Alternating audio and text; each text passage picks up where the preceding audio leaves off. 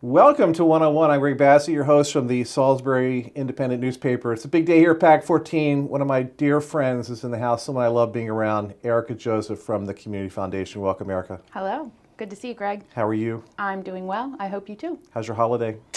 It is. It's going to be here before we know it. Yeah, it really is.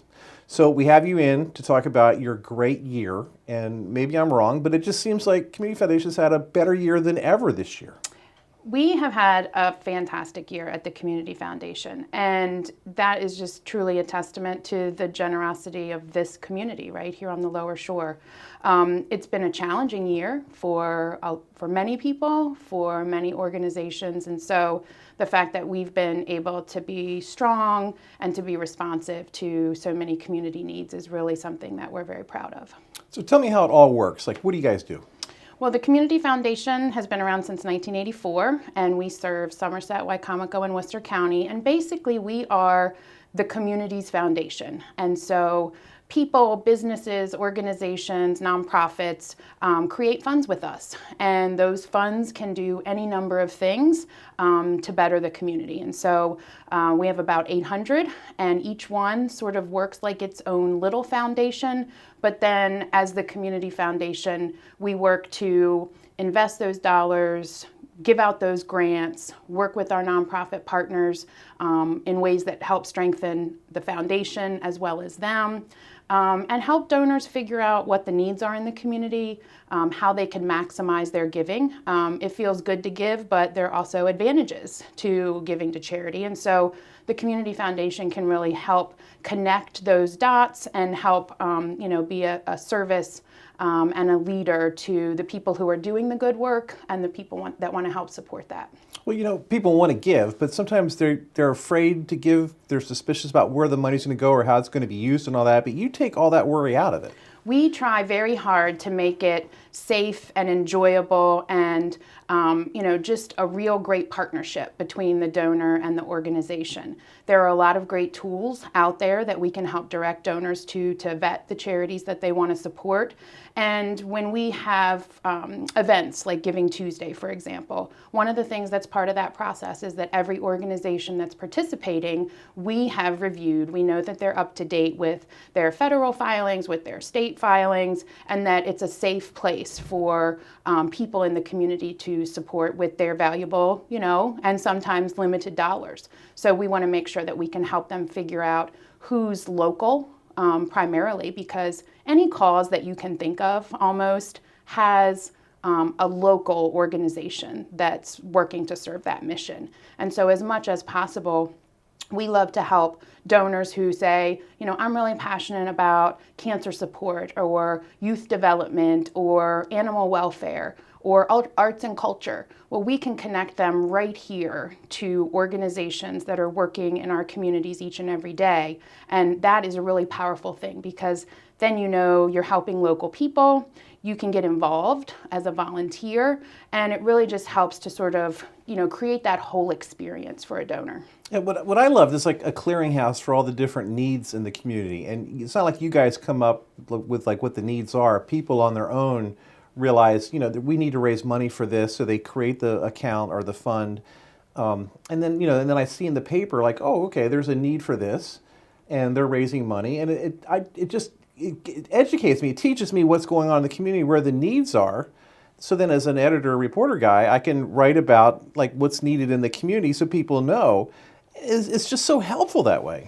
One of the most amazing things for me, having been part of the Community Foundation, is learning about all of the services and support that's available through our local nonprofit sector. And so I have friends and family who, will often need information and are looking for a resource. And simply because of my time with the foundation, we're able to sort of be, sort of a support referral service. That's not one of our overall goals, but it certainly is something that, there are a tremendous amount of very valuable programs and services. And not to mention that the people who are leading these organizations, working in the nonprofit sector, they're part of our community as well. And we like to highlight at the foundation the sort of economic Right. engine that nonprofits are. They're employers, they're bringing money into the community by fundraising, by, getting grants.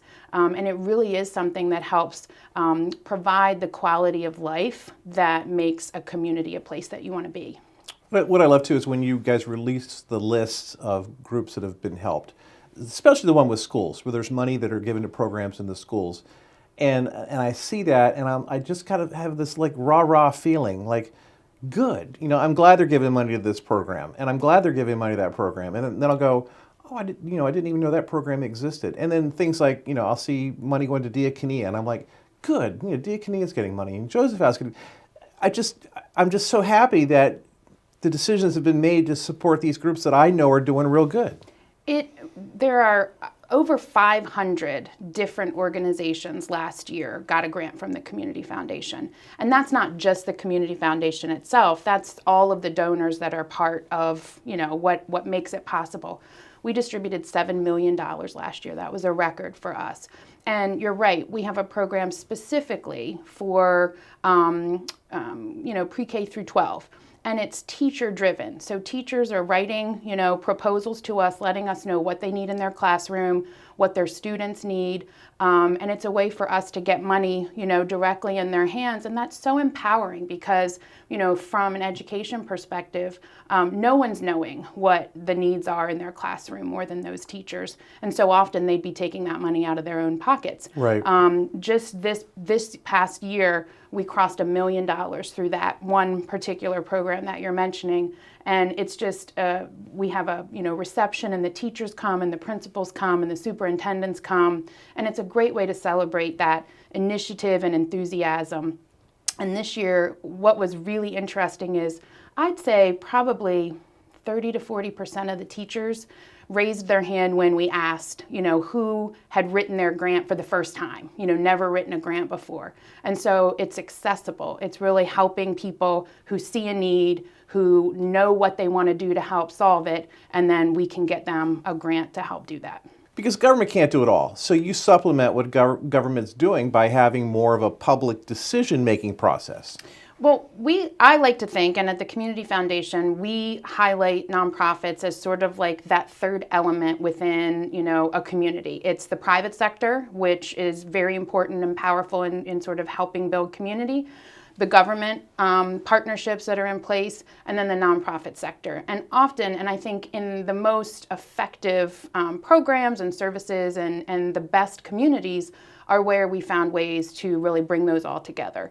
Nonprofits are often a strong partner with government in terms of delivering services with government funding. And so we see that all the time coming through the federal and the state level, and then right here in our community, those dollars get put to work often by nonprofit organizations that are seeing those needs. It might be housing, it might be economic development, it might be homelessness.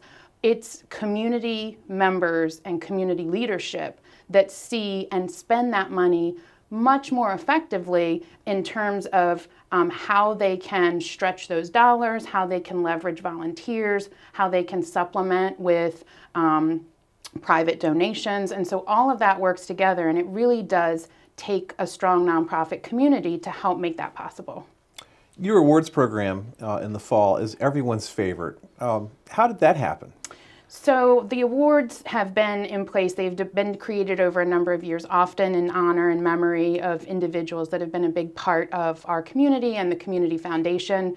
And so each year at our annual meeting, we highlight volunteers, we highlight local philanthropists, and we highlight nonprofit organizations that are doing strong work in the community. And each year it usually is one or two, honorees for each award, but we do that because our hope is that it highlights the value of those individuals across the community. We couldn't possibly recognize every person that's making a difference, but we try to shine that light.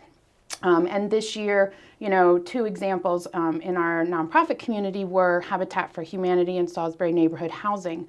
both really valuable partners in recent years, in particular during COVID, around housing instability and keeping people in their homes, helping people who are on that tipping point of maybe entering into homelessness. And so those kinds of partnerships have been wonderful. We also got to honor Mitzi Perdue this year with the Frank Morris Award, honoring a philanthropist, and certainly, she's made her mark in so many ways in this community and around the world. And then 2 volunteers. Sharon Upton was recognized for her work in Somerset County, and Hank McSnur was recognized for his work in Worcester County, specifically through Children's House by the Sea. But, and my favorite part is that we've done a good job over all these years of still being able to keep those a surprise for the most part. Because people are always blown away. That's like they never even imagined. They never think it's them. Yeah. And we lean on, their peers and friends to help us, figure out what the strategy will be to get them there. But it really is fun because those folks, they're doing these things from a desire to help serve the community and are often the least, prepared for having that, public recognition. But that's what makes it nice. Molly Hilligoss at Habitat for Humanity and Cheryl Meadows at Salisbury Neighborhood Housing, there's no mechanism to recognize what they do. Right. So they just they're just doing their thing. And they're just doing the grind every day because they need to do it and the community needs those services. And we all noticed that they sort of teamed together through this thing, which was kind of new for them. And wow, that's great. It's, too bad they can't get any recognition. And then you guys find a way to give them recognition. It's just so cool. Well, it does, and we work with, these organizations and individuals year in and year out. And so we see the work that they're doing. We get to help support some of it through, grants and some of our, different programs in the capacity building arena. But then, it is nice to just, give that spotlight every year to others in the community. And then I'm reminded the Frank Morris Award, who knows really anymore who Frank Morris was? I remember him as Salisbury's first truly dynamic mayor. He was a young man when he was mayor, kind of like Jake Day kind of mayor. So, to be reminded of Frank every year on that award and what he contributed, through that award, we remember him. That's just, and when the person gets the Frank Morris Award, you think, are they worthy of an award that's named after Frank Morris? And they always are. Yeah. And for us, I didn't have the honor of knowing Frank, but I knew his wife and, his family. And so it is just, a way to sort of help create those legacies. And that's really, at the base, the Community Foundation is an organization that is about community legacy, whether it's what your role is, in the moment while you're here, if it's a fund that you're creating, if it's work that you're doing with a nonprofit organization, helping people identify what they love in the community, what's important to them, and then figuring out a way that we can help make that permanent and give them that, that little bit of legacy as they do their planning. Right, and then Mitzi Perdue this year, the cynical part of me goes, great, another award for Mitzi Perdue, she needs another award. But then when you hear what it's for and you're reminded of what she's done, you're like, we should be giving her an award every day. And this thing with the Emerald just recently, the $1.2 million that she's going to give to the Ukrainian, it's just this is incredible that we have someone like this in our community. The graciousness and generosity, and that extends, Mitzi is part of a family that's just, sort of how they operate. They are, Jan is on our board, and, it was an honor. I was kind of surprised as we actually, had the process through that. It's like, how has Mitzi not received this award? And she was just, in terms of the surprise factor, certainly, blown away. But the work that she's done throughout the years here on the shore, but then some of the work that she's done to, bring attention to and resources to human trafficking. And then, like you said, the fundraising that they did for the people in Ukraine, just highlights that that's in her heart and in her soul. Your volunteers and your board members, they work really hard. They go out and they investigate these groups, not investigate in a negative way, but they do their research to make sure that this is a legitimate thing. Talk about the hard work that they do. So we have a 25-member board of directors and then a variety of committees that help us do the work at the Community Foundation. And we do take seriously that the money that's given to us, that we're entrusted with and that's invested in perpetuity at the Community Foundation, when we give that out to support community projects, we want our donors to trust and have confidence in how we're managing that money, the groups that we're supporting with those resources, and how we're making sure that we're being good stewards of those dollars over the years. And so part of the work of some of our committees is to review proposals, go meet with the applicants, see the projects, on the ground as they're working, and really understand what the specific needs are that we can help, drive in a way through those grants that we're going to award. And when we talk with our committee members, that's one of the highlights for them is, to your point earlier, of seeing what the needs are in the community and recognizing that there are often whole segments of, community challenges or organizations doing work that many of us are not, we're not aware of if it's not impacted us personally or somebody that we care about. Colonel Bob Cook died this year, and he was one of the creators with Mr. Henson, Lucy Moeller way back, the first executive director of the Community Foundation. I just wondered, I don't know if Colonel Cook ever talked about it, but did they ever imagine that it would end up being as big of and as successful as an operation as it became? Well, it's amazing to think back to the early days of the foundation, and the first couple of grants they awarded were $1,000 each. There were 2 of them, and it was a big deal because it really was the starting point of highlighting for others in the community. We've got this concept; it's around the country. There are other examples. Maybe we should do this here on the Eastern Shore. I have to imagine that knowing who was around those tables, that they were certainly, leaders with vision, and if they were investing, that they had that trust and confidence. But I talked to folks like Tom Hershey, one of our founding members, and I do think that there's this pride and also a little bit of wow, look what we've been able to accomplish as a community, in 35 plus years. Yeah, and I remember the year we got the Kresge grant, and it was I remember when they applied, it's you're not going to get $1 million grant from people who don't know us, and they got the Kresge grant. And it was a backbone situation for so long that really brought stability and permanence to Community Foundation. We've had a history at the foundation of extremely strong leadership through our board and our committees, and we've always had a phenomenal staff. And so one thing that makes me really proud of being part of that is the organization that is here. And we network with peers across the country. We have counterpart community foundations around the state of Maryland, and we really do take a lot of pride and confidence in the level of work we're doing, the responsibility that we have for those community assets, and the goals that we have of working to strengthen our community through philanthropy. So what do you want to do in 2023? So 2023 is going to be a great year. We have a number of plans underway. One of the things that we created this year, but we're really kicking off in 2023, is a new scholarship fund. Scholarships are a huge part of the foundation's work. Over 400 students each year get Community Foundation scholarships. And all of those have been set up, by individuals or civic groups or churches. But we started our own this year. It's called the Lower Shore Scholarship Fund. And it's really been a focus of, we know that there are students that are, falling through the cracks. Our partners in this endeavor, SU, Warwick, and UMES, will be the 3 local higher ed institutions that will receive these scholarship funds.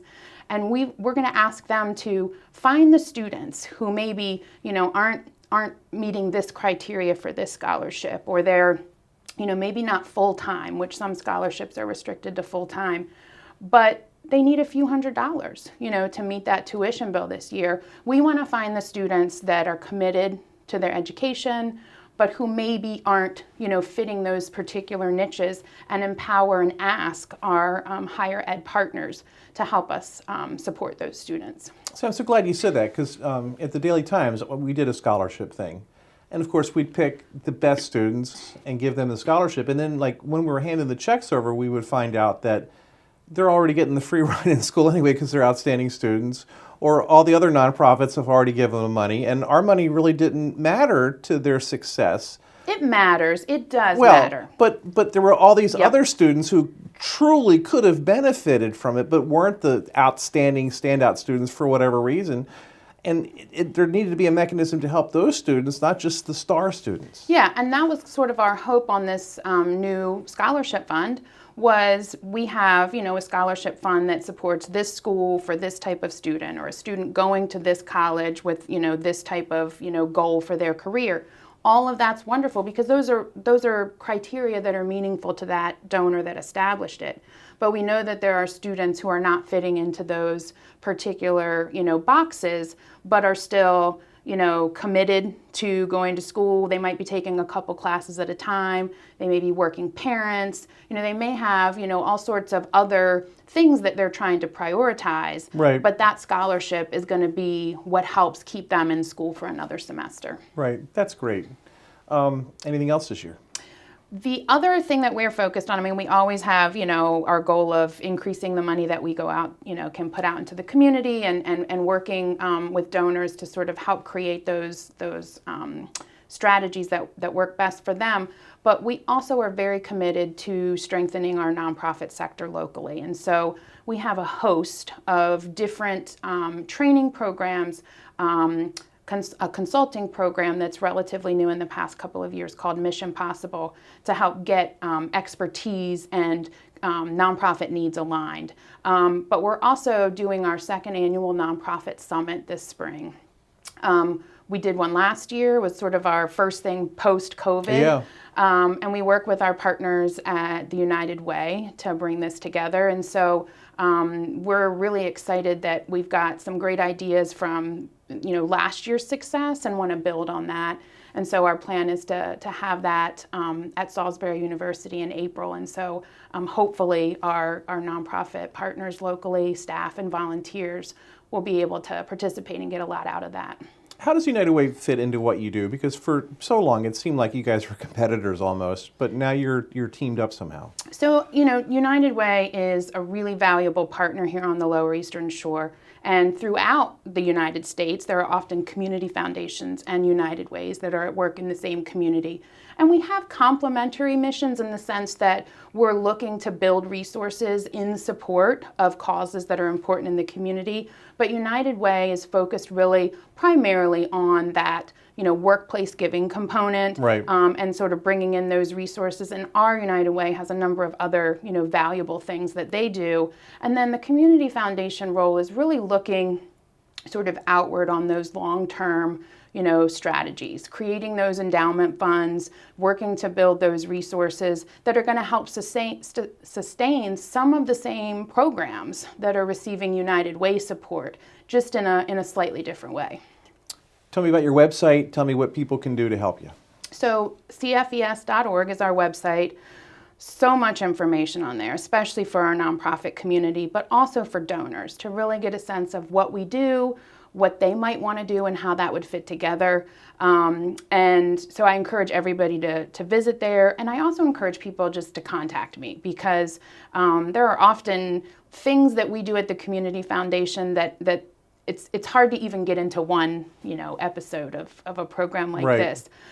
So certainly connect with us to learn more, and then look for opportunities in the community to get involved, whether it's through volunteerism, whether it's through making donations, because our goal is encouraging philanthropy. And so whether that's with us and through us, or directly with some of our local nonprofit partners, we're just hopeful that even if it's a small amount, even if it's just a couple of hours, that we can encourage more people to connect with some of the needs in our community, because those actions that we take, whether it's writing a check or donating some time, are really what will help us, sort of better understand what others are going through in the community and where we can add some value to that. It's interesting, when my grandparents, they both were going to give money away when they died. And my grandfather would not give any money away. He's like, when I die, we'll give it away. So he passes away. And then my grandmother starts giving the money away. And she's like, we should have given the money away before, because we get to feel the gratitude and know that we did a good thing and live part of that good thing, instead of being dead and not knowing, whatever happened. So I think people do wait till the end to give their money away, and they would really benefit themselves to do it while they're still alive. And I think there's a variety of reasons why people give how they do. For some people, it's easier to give when they leave, because that's just when they might have, more flexibility. They know they don't need those dollars at that point. But it is, if you have the capacity, it is certainly wonderful to be able to do some of that work while you're here, to be able to connect with the organization and the people that are doing those good things in the community. It really does feel good. And the benefit of partnering with the Community Foundation is we can help you do both. We can help you do giving now that works within your capacity, what your goals are in terms of, tax advantages, and we can also help you plan for the future. We do a lot of work in helping people figure out what their estates will look like and what their charitable legacy will be. So if I'm part of a local nonprofit and we haven't applied to the Community Foundation, how would we do that? So we have a variety of different programs to help with everything from, getting new technology, a new computer, to helping, with program service and delivery, depending on what your mission is. And we have cycles that operate throughout the year. And so on our website, when you click on the link for nonprofits right at the top, there's a link to grants, and it'll show you all the deadlines, it'll show you all the criteria, and really just give you a sense of, okay, how do I start? We also do a lot of training. Our staff really wants to make it easy to become part of the Community Foundation family. And so our programs team, Heather, Lauren, and Kathy, they do trainings on how to apply for a grant and how to report on a grant and how to figure out which particular program might be a fit for you. So utilize those resources, talk to our team, give us a call, and participate in some of those programs, because it'll really make the process, especially if you're a first-time grant writer or have not accessed funds directly from the Community Foundation, hopefully it'll make that process a little easier. And I have to say, you've got a great staff. We do. I have had the benefit of working with some of the greatest people. We've been building our team over the past couple of years. We have some new faces, but we really just have a commitment. Every single person on our team is committed to the mission of the foundation and to trying to help the nonprofits and the donors that we're working with do the best that they can with the resources that they have and make those connections like we talked about. And so, hopefully folks are connecting with us now that we're back out in the community more, but, participating in activities when we host them, it's a great way to get to know our team. But I really do value the expertise and the leadership that each one of those folks brings to the organization. She's Erica Joseph. She's president of the Community Foundation of the Lower Eastern Shore. We're thrilled she had time to be with us here today. Recently, I just said to someone, I said, is Erica really as cool as she seems? And they said she's way cooler. So thank you for being here and putting up with us here today. Thanks for having me, Greg. I'm Greg Bassett from the Salisbury Independent Newspaper, another edition of 101 right here on PAC 14.